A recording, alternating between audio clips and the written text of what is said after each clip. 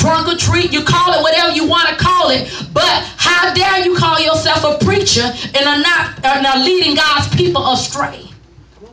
The Bible says, woe to you shepherds that lead my people astray, because you're not sounding their alarm. See, that's what's wrong in the body. We got too many people trying to be people pleasers and try to preach to itching ears, but people are going straight to hell in church. You got people dying, just like even at the pastor church, that somebody shot somebody.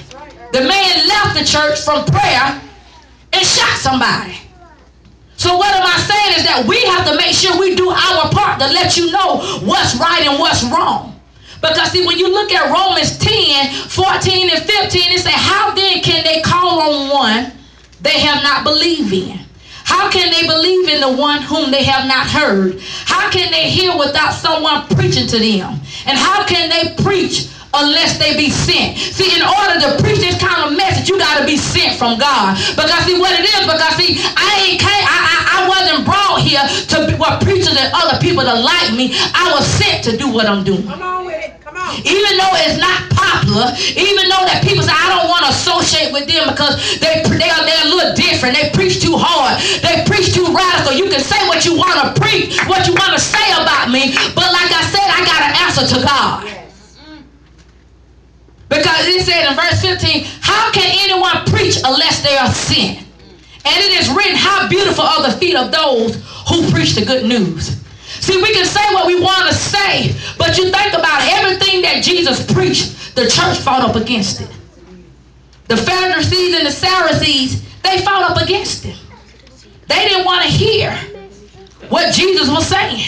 And they was the main one that said, crucify him, and it was the church. So I ain't moved by the people say, well, no, I don't think that's right. You don't have to think of whatever you feel like. It may not be right to you. But I got to preach what's on my conscience. Because I see people going to hell in church, and ain't nobody sounding the alarm to tell the people that this thing is wrong. See, when I looked in the internet, back then it's the Celtics, which is called England. And the reason for Halloween is to give thanks to the sun god for harvest. So even during this season, it's worshiping the sun god. And they call it All Saints Day. That's what the Catholic used to call it. But I want you to check this out. It said, and I want you to know that this is a pagan holiday. This is not a Christian holiday. A pagan is a person who's not a believer. Is a worldly person. So that's what type of holiday it is. And it says that it was a pagan belief that on one night of the year, the souls of the dead returned to their original homes, there to be entertained with food. If food and shelter were not provided, these evil spirits would cast spell and cause havoc toward those falling to fulfill their request.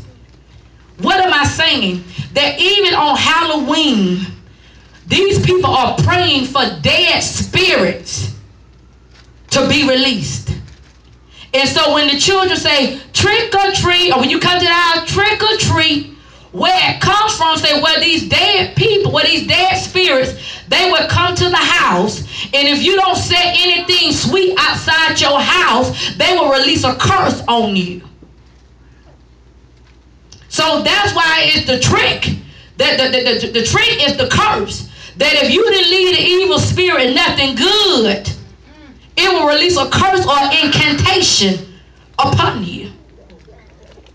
And see, and what it says right here, there was a prevailing belief among all nations at the death, the souls of the good man were taken possession by good spirits and carried to paradise.